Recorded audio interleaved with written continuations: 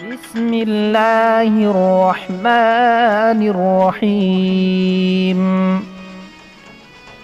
اللهم ادخل على أهل القبور السرور.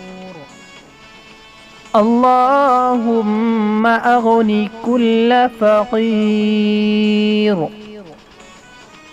اللهم أشبع كل جائع.